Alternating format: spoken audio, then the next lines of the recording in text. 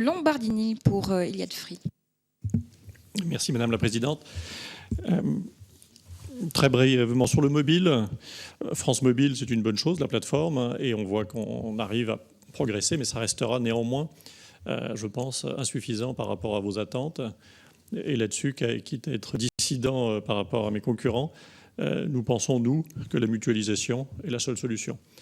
Vous avez presque réussi à intégrer cette disposition dans une loi récente. Les pressions ont été très fortes. Le texte n'a finalement pas été intégré. Regardons les choses en face sur ces zones-là, qui sont très importantes en surface. Il n'y a pas d'autre moyen qu'une intervention publique assez forte et de l'organisation entre les opérateurs. Sinon, on parlera encore pendant 10 ans des zones blanches, du rajout de 200 sites par là, 50 sites par là. Et là-dessus, notre position est très claire. Sur le mobile, j'ajouterais juste au plaidoyer de Régis Turini tout à l'heure, les prélèvements qui sont faits régulièrement par l'État sur les fréquences, qui sont juste colossaux, enfin des milliards d'euros. Donc là aussi, c'est un arbitrage, ça a une valeur, c'est sûr. Simplement, cet argent ne va pas dans le sol ou dans les antennes pour couvrir nos territoires.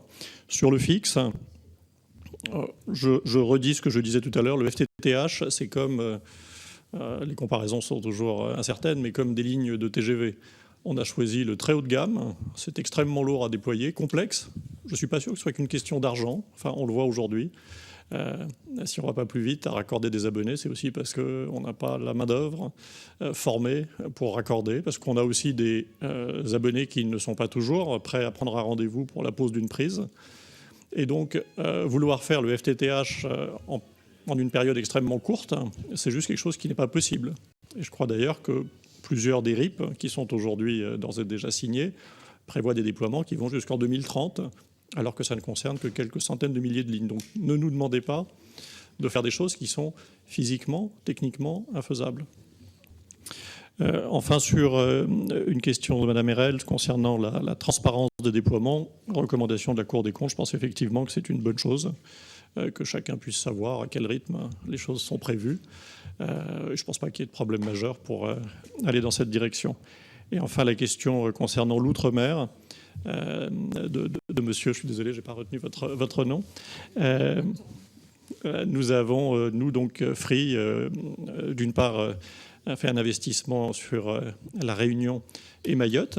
Donc le service devrait être disponible bientôt et je pense que vous serez satisfaits. Et nous avons également été candidats avec succès à des fréquences nouvelles sur les Antilles et la Guyane. Et donc là, il faut le temps de construire le réseau. Mais vous aurez également, je pense, un marché qui sera plus concurrentiel qu'il n'est aujourd'hui. Merci. Merci, Monsieur Louette pour Orange.